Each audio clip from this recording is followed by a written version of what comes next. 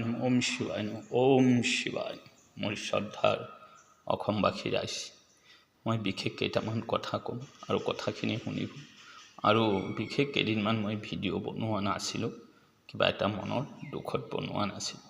কথা হ'ল যে কথাখিনি যদি মোৰ ভুল চুল হয়, অপৰাধ হয়, তেতিয়াহ'লে নিজৰ সন্তান ভাবি মোক ক্ষমা কৰিব।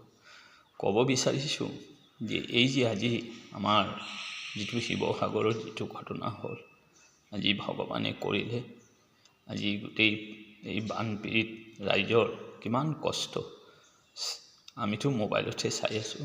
বৰ দুখ লাগিছে আৰু হয় বহুতৰ প্ৰাণো গুচি গৈছে। আজি ক'ব বিচাৰোঁ যে আজি যিবোৰ আমাৰ এই ভুক্তভোগী ৰাইজৰ ওচৰত আহি খাৰা হৈছে, তেওঁলোকক মই শ্ৰদ্ধাৰ সেৱা জনাওঁ আৰু বিশেষ তেওঁলোকক মই আশীৰ্বাদ দিওঁ যে তেওঁলোকে যাতে ভগৱানৰ চৰণত যাতে তেওঁলোকে যাব পাৰে আৰু তেওঁলোকে ভগৱানৰ জেগাত ঠাই ল'লে মই ভাবোঁ। আৰু কিয় কথা হ'ল যে তেওঁলোকে যে আহিছে, তেওঁলোকে কিবা জাতি ভাষা ধৰ্ম চাব অহা নাই আৰু চুটি দীঘলো চাব অহা নাই, ক'লা বগাও চাব অহা নাই, কোনে কি খায় সেইটোও চাব অহা নাই। মাত্ৰ আহিছে যে তেওঁলোকেও আমাৰ লেখীয়া মানুহ, আমি যদি সুখত খাওঁ এমুঠি ভাত, তেওঁলোকেও যাতে এমুঠি ভাত খাব পাৰে। সেই সহায় সহযোগিতা যে কৰি আছে আজি, তাৰে মাজত কিছুমান কথা শুনিব পাইছোঁ, কিমান সত্য কিমান মিছা সেইটো ক'ব নোৱাৰোঁ। কথা হ'ল যোনে নেকি পাইছে, অজস্ৰ পাইছে, যোনে নেকি পোৱা নাই তেওঁলোকে এতিয়াও ভালকৈ একো পোৱা নাই। মই ক'ব বিচাৰোঁ যে আজি সকলো ৰাইজক যে আপোনালোকে সদায় এটাই চিন্তা কৰিব যে মই যদি এমুঠি খাওঁ, মোৰ সেই ওচৰৰ ঘৰখন তেওঁ যাতে এমুঠি ভালকৈ খাব পাৰে, সেইটোৱে হ'ব আমাৰ ধৰ্ম। আৰু মই যদি সুখেৰে খাওঁ আৰু তেওঁ যদি খাব নাপায়, সেই খোৱাটো আমাৰ খাই কোনো লাভ নাই। সেইটো আমি বিষ খাওঁ, বুজিছেনে? সেইটো আমি কোনো আহাৰ নাখাওঁ।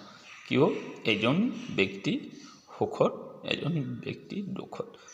আমি এই যে বানপানীত যে ভগৱানে লৈ গ'ল, তাত কোনো ধনী আৰু দুখীয়া চাই লোৱা নাই, তাত সমানভাৱেই সকলোকেই ভগৱানে ক্ষতি কৰি গৈছে। আৰু এতিয়া সেই যে ৰাইজবোৰ ওলাই আহিছে, সেই ৰাইজেও তেনেকুৱাই ভাবিছে যে আমি ইয়াত কোনো জাতি ধৰ্ম নেচাওঁ, ভাষা ভাষী নেচাওঁ, আমি তেওঁলোকক উদ্ধাৰ কৰোঁ যে আমাৰ লেখীয়া তেওঁলোকে যাতে মানুহ হৈ আমাৰ ওচৰত খাৰা হ'ব পাৰে আৰু আমি যেনেকুৱা সুখত থাকোঁ তেওঁলোকেও যাতে থাকিব পাৰে, সেইবোৰেই চিন্তাধাৰা কৰি আহিছে। মই সকলো ৰাইজক মই আজি কওঁ যে আজি আমাৰ জুবিন বাবা যদি থাকিলেহেঁতেন, তেতিয়াহ'লে এই সকলো ভুক্তভোগী ৰাইজৰ ওচৰত আগতেই ওলাই আহিলেহেঁতেন আৰু সহায় সহযোগিতা কৰিলেহেঁতেন। কিন্তু আজি যদিও তেওঁ নাই, কিন্তু সকলোৰ হৃদয়ত আজি জুবিন বাবা আছে। আৰু জুবিন বাবাই যিবোৰ দেখাই গৈছিল, আজি সেইবোৰ ৰাইজে আজি ৰাইজৰ ওচৰত চাপি আহিছে, সহায় সহযোগিতা কৰিছে। এইখিনি কৈ মই ৰাখোঁ। যদি মোৰ ভুল চুল হয়, অপৰাধ হয়, মোক ক্ষমা কৰিব।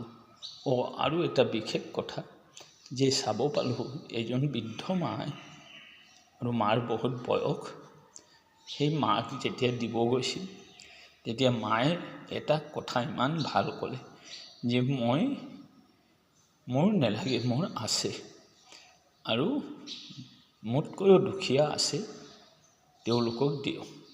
মা কিন্তু নিজেই দুখীয়া আৰু মায়ে এই মাতটো যে দিছে, এইটোৱে হ'ল মানৱতা, এইটোৱে হ'ল ধৰ্ম, শ্ৰেষ্ঠ ধৰ্ম তাকেই কয় যে অকল মই খাই জীয়ালে নহ'ব, সকলোৱে খাই জীয়ালে মোৰ ওচৰত সুখ দুখৰ কথা পাতিব আহিব।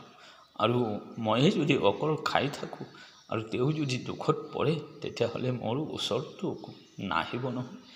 মানুহ মাত্ৰই মানুহৰ ওচৰতেই যায় আৰু মানুহৰ সদায় সেই জ্ঞানবোৰ থাকিব লাগে।